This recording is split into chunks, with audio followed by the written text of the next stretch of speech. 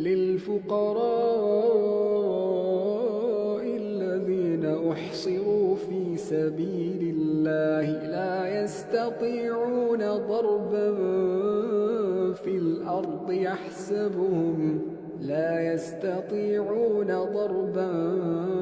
الأرض يحسبهم الجاهل أغنياء من التعفف تعرفهم بسيماهم لا يسألون